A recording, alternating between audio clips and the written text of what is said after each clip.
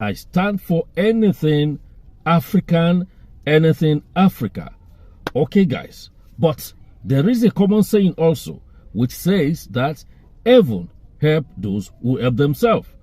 You are welcome back to my YouTube channel. My name is Yomi Adu, and I'm the CEO of Europe Travels and Tours.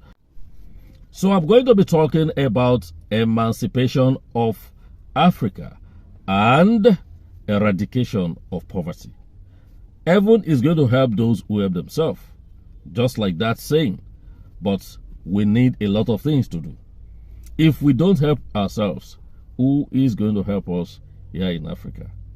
Who will help us? Who will be our true savior? Of course, the answer is not far-fetched. We are the true savior of ourselves. We are the ones that can sincerely and genuinely save ourselves. If we want to eradicate poverty out of Africa, we need to work on ourselves. We need to do some, take some drastic steps. If we don't take these steps, it will be very difficult to eradicate poverty in Africa. And let me tell you, talking about poverty eradication in Africa, this has to be done systematically, and it has to be done wholly. Everybody has to participate. Everybody has to be conscious of it. We need to be conscious of the fact that there shouldn't be anything called poverty in Africa. Just like the way we are eradicating malaria out of Africa, those are the way we are kicking out polio out of Africa. It is the same approach, the same manner that we must, engage ourselves in if we really want to eradicate poverty. Let me take it one by one. And I'm going to start with what they call flea market in America, or Sunday market as it is called in UK. Okay, guys, in Africa, I know if you go to the interior, we have some market days, 9 days, 7 days, 3 days, and so on. That is beautiful for those who are living in suburbs or in rural areas. But what about the people living in the cities? People in, let's say, Lagos, for instance, living in the heart of Lagos. People living in the cities. Do we have that kind of market in our cities? Cities have been overtaken by infrastructure, a lot of infrastructure. Yes, it is good. That is part of the development of a country or of a nation. It's part of the development. But to totally eradicate poverty, we must place emphasis on these special market days in the cities. Because the ones in America, the flea market in America, is in the cities, not in villages. That of the UK is in the cities, is in London, not in villages. As I said, we have market days in villages, in suburbs. We need the same thing in the city. I know somebody will be thinking, yes, how will that eradicate poverty?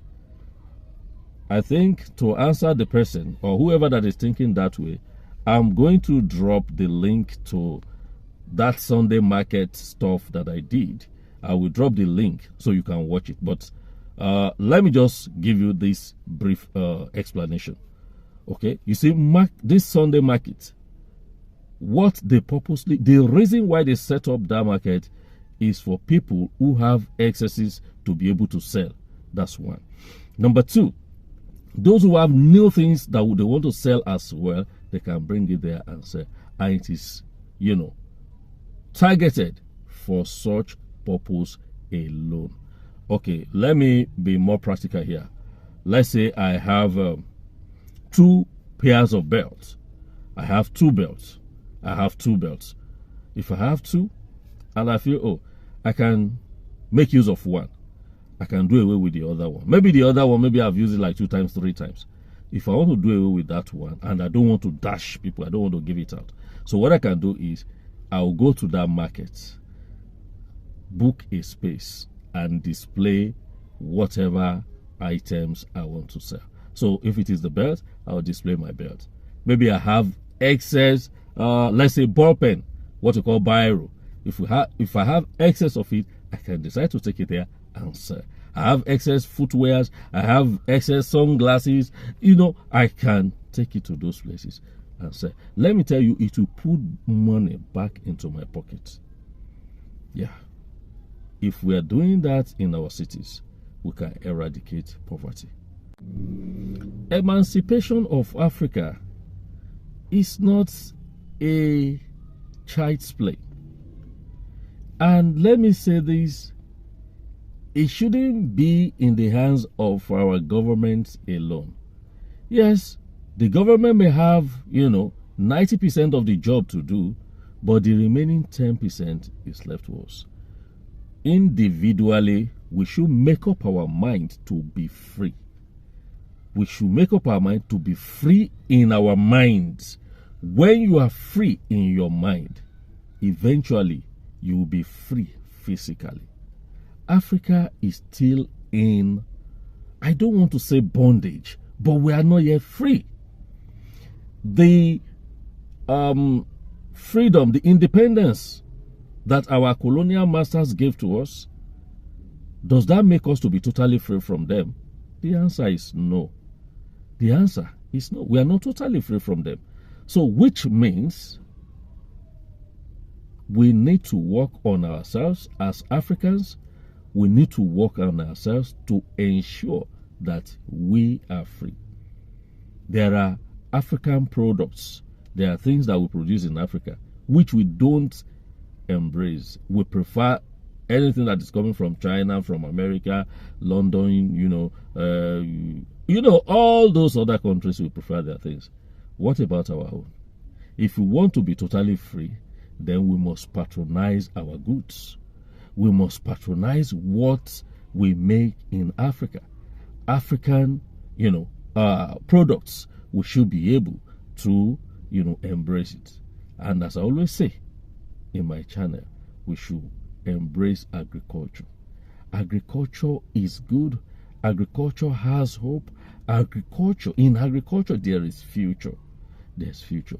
And we need to embrace it.